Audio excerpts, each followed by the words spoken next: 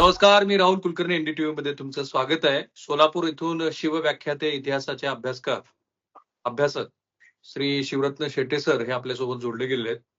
तसेच तुळजापूर इथून महाराष्ट्र राज्य इतिहास परिषदेचे माजी अध्यक्ष आणि अनेक इतिहासकालीन घटनांचा ओघवता मागोवा घेणारे आणि वेगवेगळ्या वर्तमानपत्रामध्ये सातत्याने लिखाण करणारे प्राध्यापक सतीश कदम सर हे जोडले गेले आहेत. तुम्हा दोघांचं स्वागत आहे एनडीटीव्ही मध्ये सर. नमस्कार. थँक्यू.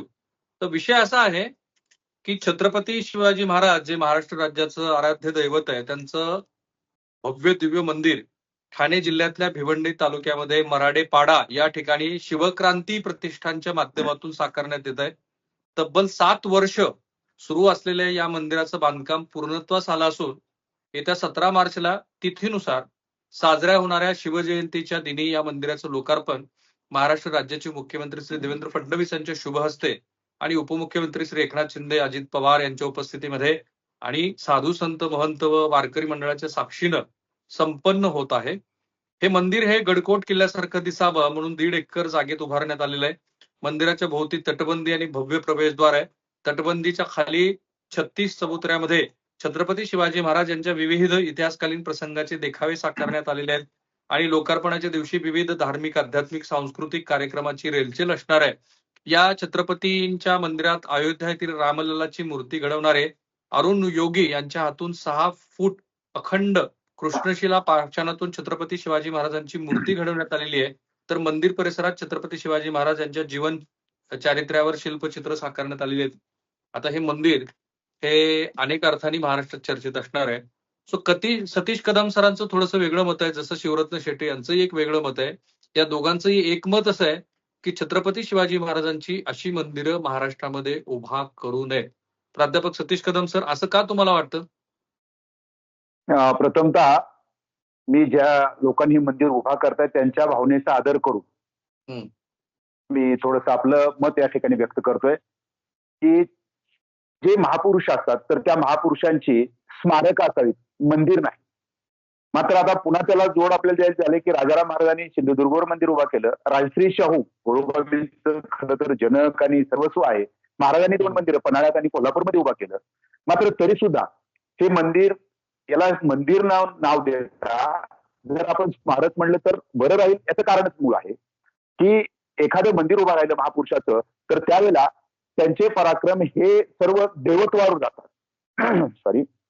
तर त्यावेळेला ज्यावेळेला देव ही संकल्पना येते तर त्यावेळेला त्यांच्या पराक्रम झाकोळे जातील. हा एक महत्वाचा भाग आहे आणि म्हणून त्यांची स्मारक होईल. आणि दुसरा विषय, अगोदरच आपण देवधर्म आता सर्व जाती आणि धर्मामध्ये विभागलेले आहोत. आता जर त्याच पद्धतीनं जर आपण या महापुरुषांना विभागलं चाललो, एकमेकाच्या मंदिरामध्ये जाणं कितपत बाकीचे लोक मान्य करतील हा पुढच्या कालखंडामध्ये भाग राहणार आहे. आणि म्हणून ज्या वेळेला मंदिर हा घटक येईल, मंदिर हा ही जी बाब येईल तर त्यावेळेला शिवरायांचं अफाट अशा प्रकारचं जे काही कर्तृत्व व्यक्तिमत्व होतं तर त्यांच्या असणाऱ्या देवत्वाकडे जाईल याची भीती वाटते. याच्याकरता माझी थोडंसं या गोष्टीला विरोध आहे किंवा माझी वैयक्तिक नापसंती आहे असं या ठिकाणी म्हणता येईल. फाईन. म्हणजे तुमचं असं म्हणणं आहे की सध्याची महाराष्ट्रातली सद्यस्थिती पण जी आपण बघतो आहोत की सगळे महापुरुष आपल्या जातीपातीमध्ये विभागले गेलेले आहेत, तर तसाच काही पुढे प्रकार घडू नये. पण अर्थात शेटे सर, असं आहे की छत्रपती शिवाजी महाराज हे महाराष्ट्राची अस्मिता आहे आणि त्यामुळे लोकांची जनभावना ही वेगवेगळ्या पातळीवरती असू शकते. एखाद्याने मंदिर केलं म्हणून त्यात आक्षेप घ्यावा असा काय त्यात भाग आहे? नाही, खरं म्हणजे विरोध मंदिराला नाहीये. त्या मंदिरामध्ये गाभाऱ्यामध्ये आई भवानीची मूर्ती प्राणप्रतिष्ठापना करावी. छत्रपती शिवाजी महाराज त्या शंभू महादेवाला मानत होते त्याही देवतेची प्राणप्रतिष्ठापना करावी.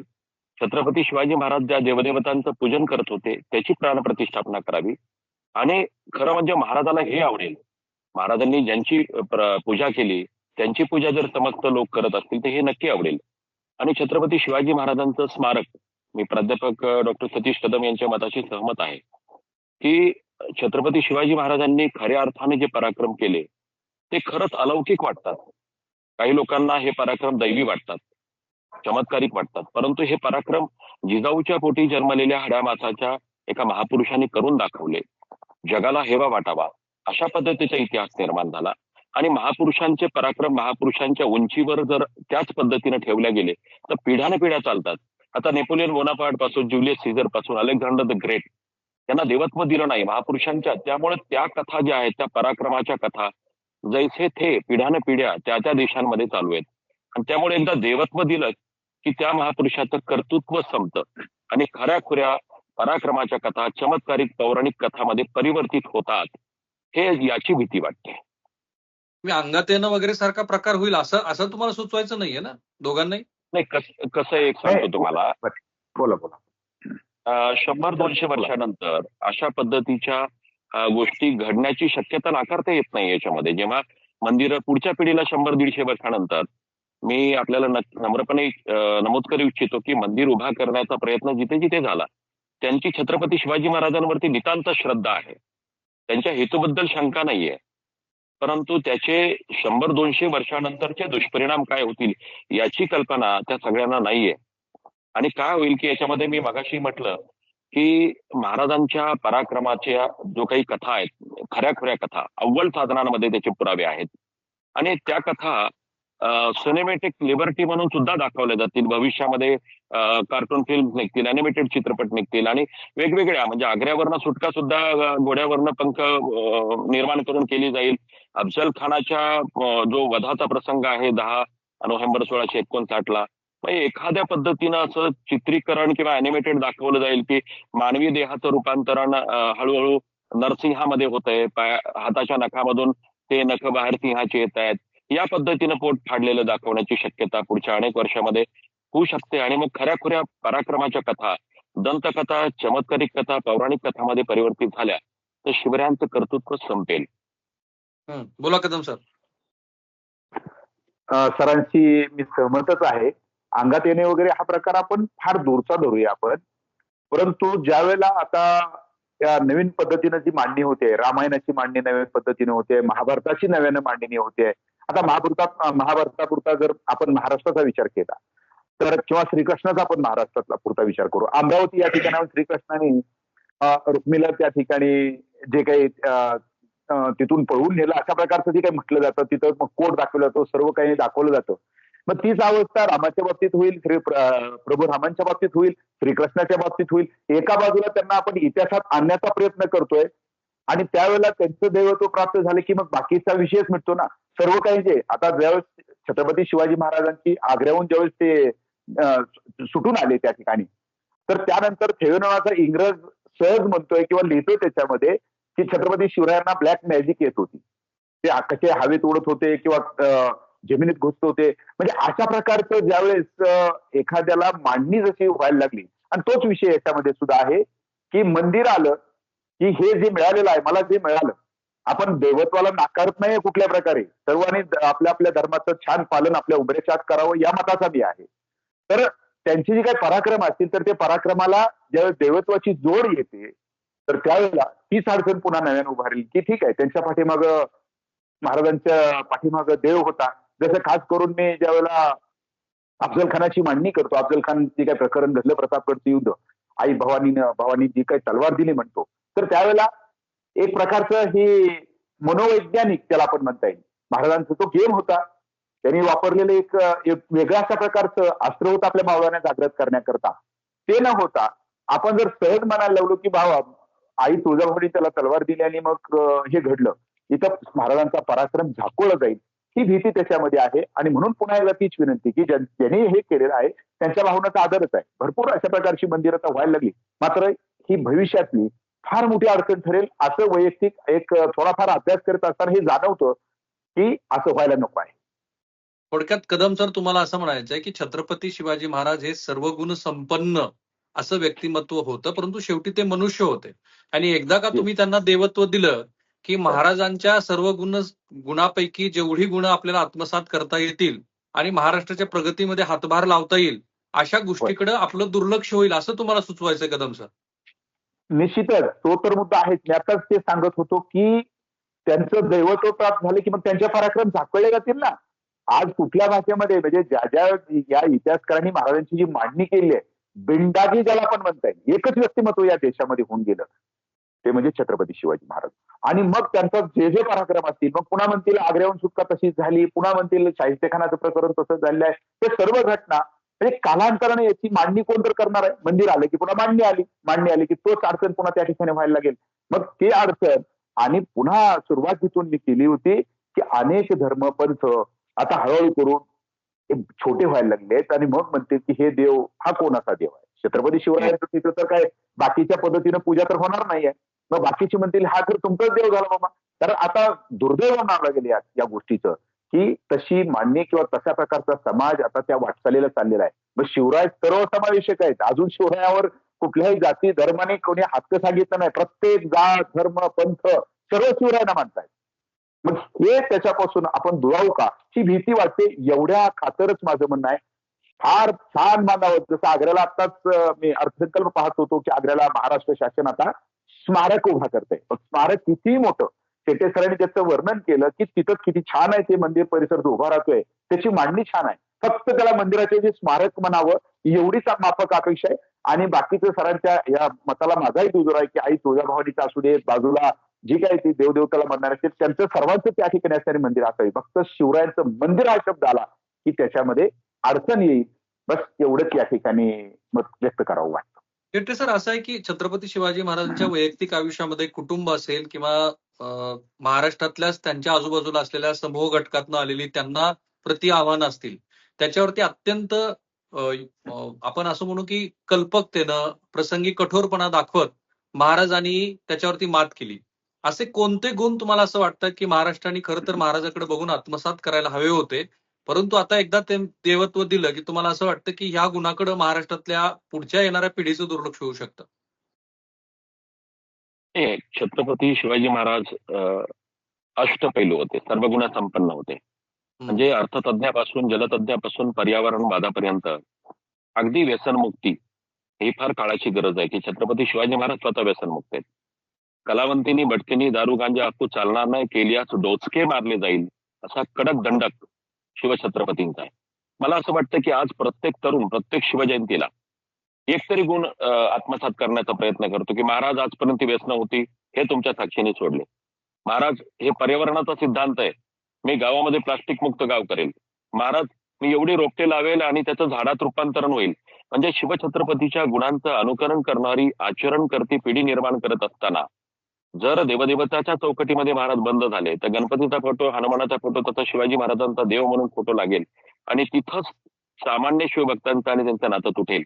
ते महापुरुषाच्या उंचीवरने म्हटलं तर महापुरुषांचे 4-2 गुण आपण अनुकरण करू शकतो आणि देव म्हटल्यानंतर एक विशिष्ट अंतर पडेल. ते देव होते, आपण माणसं आहोत. मग ते देवाला शक्य झालं आणि तो दुरावा हा निश्चितपणे घातक ठरेल. ओके सर, मी थोडा प्रॅक्टिकल विचार करतो आणि आता ज्यांनी हे एवढं मोठं भव्य दिव्य मंदिर उभा केलेलं आहे त्यांचा असा कोणताही हेतू नाही हे आधी आपण स्पष्ट करू, कारण आपल्याला माहिती नाही त्यांचा हेतू काय. ते प्रांजळपणाने इतकी प्रदीर्घ काळ 7 वर्षापासून मंदिराची उभारणी करतायत. पण एकदा का अशा पद्धतीची मंदिरं झाली की आपल्याकडे साधारणपणे धार्मिक पर्यटन म्हणा किंवा मग मंदिराच्या अनुषंगाने जे आर्थिक व्यवहार व्हायला लागतात, कारण तुम्ही तुळजापूर मधूनच बोलताय म्हणून, ही शक्यता तुम्हाला किती पुढे वाटते की जर छत्रपती शिवाजी महाराजांची जागोजागी मंदिरं व्हायला लागली तर त्यातनं आत्ता जे मंदिराचं स्वरूप आपण बघतो आहोत तसं स्वरूप येण्याची शक्यता? कदम सर, आपण म्हणता ते बरोबरच आहे. पुन्हा काय होईल की म्हणून पुन्हा आपण जे मगाईपासून प्रत्येक मी म्हणजे ह्याच्यामध्ये बोलतोय की ज्यांनी ह्याच्याकरता 7 वर्ष मेहनत केली त्या सर्व शिवप्रेमींचं प्रथमतः आपण अभिनंदन करूया. फक्त मंदिरापुरतं आपण या ठिकाणी बोलतोय कारण एवढे मोठं त्यांनी काम करतायत तर त्याला आपण कोण आहेत त्यांच्यासाठी. तर फक्त आपला विरोध एवढाच आहे की त्यांचे पराक्रम झाकवले जातील हा जो तुम्ही विचारलेला आहे. पुन्हा काय होईल माहितीये का, आता काही ठिकाणी शेटे सर असतील, आम्ही असतो व्याख्यानाला तिथं जातो तर पुन्हा आरत्या रचायला लागलीत. आता मग आरत्या असतील पुन्हा त्यानंतर काय होईल की पुन्हा नवस होऊ नये. शिवरायांच्या खरं तर शिवरायाप्रती फक्त भावना घेऊन जायच्या, प्रेरणा घेऊन जायच्या, नवस नको. मग ते नवस व्हायला लागतील. मग नवसाने पुन्हा साहजिकच आहे की पराक्रम असतील, बाकीच्या गोष्टी असतील आणि पुन्हा तोच मुद्दा पुन्हा एकदा रिपीट होतोय की महाराजांनी मारलं कसं. मग जसे आपण बघतो की महाकाव्य झालेले असतील किंवा जे पुराण आहेत, हे पुराण काही जुने नाहीत, 6व्या शतकात पुराण आलेली आहे सर्व काही. मग पुन्हा ते त्याच्यामध्ये जोडलं जाईल आणि मग अफाट अशा प्रकारची शक्ती होती. पुन्हा पोथ्या बसतील कदाचित गावामध्ये आणि मग सांगतील की बाबा अशा प्रकारचा प्रयत्न झाला होता. मग शिवरायाने असं केलं. तर हीच भीती त्या ठिकाणी वाटते की आपण एकदा धर्मसंकल्पना आली, शिवराय म्हणजे याच्या बाबतीत फक्त मंदिरापुरता हा शब्द वापरतो, किंवा मंदिर ही संकल्पना आली, धर्म म्हणण्यापेक्षा मंदिर ही संकल्पना आली, तर त्यावेळेला पुन्हा तीच अडचण यायला लागते की त्यांचं जे पराक्रम असेल तो पराक्रम दुसऱ्या बाजूला जाईल, एवढी भीती त्याच्यामध्ये वाटते. आणि म्हणून मंदिर हा शब्द वेगळ्या अर्थानं आपण वापरला पाहिजे. दोघांनाही एकच प्रश्न कॉमन विचारतो आणि मला एका वाक्यात उत्तर हवं आहे, कारण नंतर मला दुसरा वेगळा प्रश्न विचारायचा आहे. छत्रपती शिवाजी महाराज हे महापुरुष होते. सर्व गुण संपन्नतेकडे त्यांनी आयुष्यभर कटाक्ष ठेवला आणि तसं वर्तन केलं. पण ते देव नव्हते, त्यामुळे त्यांना देवत्व देऊन त्यांच्या वाटेवरती अनुसरण करून वाटचाल करण्याची आपण संधी गमावतो आहोत, असं तुम्हाला वाटतं का? ते महापुरुष होते, देव नव्हते. कदम सर. अगदी रास्त आहे. महापुरुष होते आणि सर्व धर्माला मानणारे होते. ज्या ज्या ठिकाणी ते शेटे सरांनी आता सांगितलं की आई तुळजाभवानी तर प्रश्नच उरत नव्हता. त्यांचं म्हणजे या भोसले कुळाची कुलदेवता शिवरायांचं सर्व काही किंवा बाकीचं असेल किंवा इतर धर्माचे देव ज्या ज्या ठिकाणी रस्त्याला जात असताना लागतील तर तिथं आल्याचे उल्लेख आपल्याला सापडत आहेत. म्हणजे महाराज ते स्वीकारलेलेच आहे, हे बरोबर आहे. निश्चितपणे महापुरुषाच्याच उंचीवरनं शिवछत्रपतींना बघितलं पाहिजे आणि त्यांच्या विचाराचं अनुकरण केलं पाहिजे. ठीक आहे. आता मी जरा व्यापक पद्धतीची ही चर्चा महाराष्ट्रासमोर ठेवली. त्या दोघाही तज्ञांना असं म्हणायचं नाहीये की शिवाजी महाराजांची मंदिरं ज्यांनी केली त्याच्या मागे काहीतरी भाव आहे, परंतु त्यांचं असं म्हणणं आहे की महापुरुष होते आणि महापुरुषाच्या पातळीवरतीच छत्रपती शिवाजी महाराजांचा विचार व्हायला हवा. आता कदम सर, तुम्ही अनेक ठिकाणी अभ्यासक्रमाच्या दृष्टीनं असेल किंवा तुमच्या जिल्ह्याच्या पर्यटन वाढीच्या दृष्टीनं काही विशेष असे प्रयत्न केलेले आहेत. तुम्हाला पॉलिसी सरकारची कशी बनते ते माहिती आहे. विद्यापीठाच्या अंतर्गत पण तुम्ही काम केलेलं आहे. शेटे सरांनी सुद्धा महाराष्ट्रातले अनेक राजकारणी आणि प्रशासनातल्या महत्वाच्या अधिकाऱ्याबरोबर त्यांचा छत्रपती शिवाजी महाराजांचा जो इतिहास पन्हाळगडापासून ते जिंजीपर्यंत आहे तो वेळोवेळी दरवर्षी जाऊन त्यांना दाखवला. त्यामुळे दोघांना एकच प्रश्न की महाराष्ट्र सरकार, शेटे सर, पॉलिसी म्हणून असे प्रयत्न पुढे होऊ नयेत म्हणून काही प्रयत्न करेल का? सध्याचं सरकार असं करण्याची मला शक्यता थोडी कमी वाटते, परंतु महाराजांची मंदिरं न करता उत्तम उत्तम स्मारक अगदी वैयक्तिक खर्चाने पण तुम्ही करायला हरकत नाही, असं सरकार म्हणू शकतं की नाही? माझी सरकारला आवाहन आणि नम्र विनंती आहे की छत्रपती शिवाजी महाराजांचे पराक्रम पिढ्याने खरेखुरे पराक्रम म्हणून जर पिढ्याने पिढ्या प्रस्तुत व्हावे असं वाटत असेल तर निश्चितपणे मंदिराच्या ऐवजी स्मारकं उभी करावीत. माझ्याकडे अनेक लोक यापूर्वी आली होती मत घेण्यासाठी की आम्हाला मंदिर उभं करायचे, माझी एवढी जागा आहे, माझ्याकडे एवढी संपत्ती, मी 5 कोटीचं मंदिर उभारणार आहे. पुणे जिल्ह्यात एक व्यक्ती आला होता, नाव घेत नाही. मी त्यांना एवढीच विनंती केली, म्हटलं तुमचा प्लॅन मी बघितला, असू द्यात म्हटलं, फक्त माझी नम्र विनंती की मंदिराच्या तो गाभाऱ्यामध्ये फक्त देव बसवा आणि मंदिराच्या गाभाऱ्याच्या समोर असं काही तुम्ही स्मारक करा की शिवरायांच्या पराक्रमाच्या कथा असलेले म्युरल्स आणि सिंहासनाधीश्वर महाराजांचा जो पुतळा आहे म्हणजे त्याचे लेझर शो करा, तुमच्याकडे पैसे आहेत. मंदिराला विरोध नाही, मंदिरामध्ये देव बसवा. देव आणि महापुरुषांमध्ये हा महत्वाचा फरक आहे की महापुरुषांच्या समाधी असतात, महापुरुषांना बघणारे कंटेम्पररी लेखक असतात, साहित्य उपलब्ध असतं आणि देवदेवतांच्या समाधी नसतात. एका मुद्द्यावरती त्याला ते पटलं आणि त्यांनी तो प्रस्ताव ड्रॉप केला. कदम सर. सेम सर बोलतायत तसं आपल्या धाराशिव मध्येच हा प्रयत्न किंवा अशा प्रकारची विचारणा मला झाली होती. सर आपण उभा करू, तुम्ही फक्त कल्पना द्या. तर मला वाटतं या गोष्टीला 5-6 वर्ष झाली. या सरकारचं काही तसं दिसत नाही. मात्र काल कुठीतरी म्हणजे टीव्हीवर मी पाहत होतो की त्यांनी सांगितलं की प्रत्येक जिल्ह्यामध्ये आम्ही मंदिर उभा करू. छान, म्हणजे भावना छान आहे आपली. मात्र याच्या पाठीमागच्या ज्या अडचणी आहेत की त्याच अडचणी पुन्हा पुन्हा आपल्याला इथं रिपीट करावं वाटते की एखादं समजा तुम्ही सर्वच काही आता मूर्ती जी आहे तिथं पुतळा बसवणारच आहे आपण मंदिरा म्हणजे जे काय तुम्ही बांधणार आहात त्याच्यामध्ये सर्व काही आहे, फक्त त्याला मंदिर हा शब्द आला, मंदिर कुणाचं आहे पुन्हा. मग एका धर्मामध्ये ते लिमिटमध्ये कामावलं जाईल. मग बाकीच्यांनी काय करायचं? मग इतर धर्म तर म्हणतात आम्ही तिकडे यायचं का नाही. बाकी या सर्व गोष्टी त्या ठिकाणी तयार होतील आणि पुन्हा तोच मुद्दा येतो की त्यांचे पराक्रम दाखवले जातील. म्हणजे दोन्ही गोष्टी याच्यामध्ये आहेत की सर्व धर्म समभाव म्हणून स्मारक हा शब्द वापरावा. सर्व काही रचना तशीच असावी. जी काही आता जी शिवपुरी बांधतायत किंवा बांधणार आहेत, बांधू इच्छित आहेत, त्याला स्मारक नाव द्यावं. कारण का त्याचं आपण थोडंसं लिमिटेशन मध्ये जाऊ आणि महाराजांचा जो व्यापक पराक्रम आहे तो व्यापक पराक्रम कुठंतरी दैवत्वाकडे जाईल आणि त्याचा पराक्रम झाकोळला जाईल, एवढीच भीती त्याच्यामध्ये आहे. अच्छा, म्हणजे तुमच्या बोलण्यात मला असं जाणवतं की काही धर्म जे एक मूर्तीपूजक आहेत किंवा मूर्तीपूजक अजिबात नाहीयेत किंवा एकच धर्मग्रंथाला मानतात किंवा आणखी काही वेगळ्या पद्धतीचा विचार करतात, त्यांच्या दृष्टीने अशा पद्धतीची मंदिरं की भविष्यामध्ये अडचणीची ठरतील असं तुम्हाला वाटतंय. पण पुन्हा तोच मुद्दा आहे कदम सर, की अगदी दाक्षिणात्य भागामध्ये सुद्धा ह्यापूर्वी छत्रपती शिवाजी महाराजांची मंदिरं आहेत ना. सुरुवातीला सांगितलं मी, तर सुरुवात अगदी राजाराम महाराज, छत्रपती राजाराम महाराजांपासून केली आहे. राजाराम महाराज म्हणजे सिंधुदुर्गचं मंदिर, आणि राजश्री शाहू जे की पुरोगामित्व, पन्हाळ्याला ते जे काही बघितलं आपण, त्यांनी मंदिर बांधलेलं आहे, इथंही मंदिर बांधलेलं आहे. मग पुन्हा तोच विषय येतो ना तिथं, की हे ठीक आहे व्यापक ठिकाणी मोठ्या ठिकाणी असतं. आता विरोध तर आपण करणारे कोण आहेत, फक्त आपल्या भावना काय आहेत आणि त्याचे भविष्यात होणारे दुष्परिणाम काय आहेत हे सांगण्याकरताच आपण इथं आलेलो आहोत, की निश्चितच होणार आहे ही गोष्ट. म्हणून मी तुम्हाला श्रीकृष्ण सांगितले, रामायणातली गोष्ट सांगितली, की एका बाजूला तुम्ही त्यांना ऐतिहासिक मध्ये घेताय आणि पुन्हा आपल्या शिवरायांचं पुन्हा काय करायचं मग नेमकं, हा विषय तिथे निर्माण होईल. ते पण मग पूर्वीचे जे मंदिर आहेत शेट्टी सर, तिथं काय चालतं, ज्याची भीती तुम्हाला आता वाटते तसं तिथं घडलंय का? नाही, लक्षात घ्या की त्यावेळेस छत्रपती राजाराम महाराज असतील, शाहू महाराज असतील, किंवा दक्षिण भारतामध्ये कालीकंबल मंदिराच्या त्या गोपुरामध्ये उभे केलेत, तिथं म्हणजे आपण जे म्हणतोय की वेगवेगळ्या पद्धतीनं दैवतीकरण, तसं त्या राज्यामध्ये तसा प्रभाव आढळलेला नाहीये. किंबहुना महाराष्ट्रामध्ये पन्हाळगडावरती किंवा इतर ठिकाणी आढळला नाही. परंतु आता जे स्वरूप आहे हे भव्य दिव्यत्वाचं स्वरूप आहे, आणि आता ज्या पद्धतीनं त्याचं ज्या ग्लोरिफिकेशन म्हणा मंदिराच्या बाबतीत, किंवा धार्मिक उन्माद म्हणा, या सगळ्या गोष्टी फार वेगळ्या पद्धतीने आहेत. मला वाटतं की शिवछत्रपतींचे पराक्रम, छत्रपती शिवाजी महाराज हिंदू धर्मरक्षक होते, 100% होते. देश धर्म रक्षिला, 100% रक्षिला. छत्रपती शिवाजी महाराज हिंदू धर्माभिमानी होतेच. त्यामुळं इतर धर्मियांचा आदर केला शिवाजी महाराजांनी, पण स्वधर्म रक्षण केलं, ही निश्चित महत्वाची बाब आहे. परंतु छत्रपती शिवाजी महाराजांच्या म्हणजे देवत्वात जर समावेश केला तर अनेक गोष्टी पराक्रमाच्या झाकोळ्या जातील, त्याची भीती आहे. ठीक आहे सर, थँक्यू सो मच. एक महत्वाची चर्चा मला वाटतं महाराष्ट्र समोर आम्ही ठेवलेली आहे. त्या दोघांच्याही भावना ह्या काय आहे ते तुम्ही बघितलं, तरीही तुमची काही वेगळी मतं असू शकतात. ती मत या पातळीवरती तुम्हाला व्यक्त करण्याचा पूर्ण अधिकार आहे.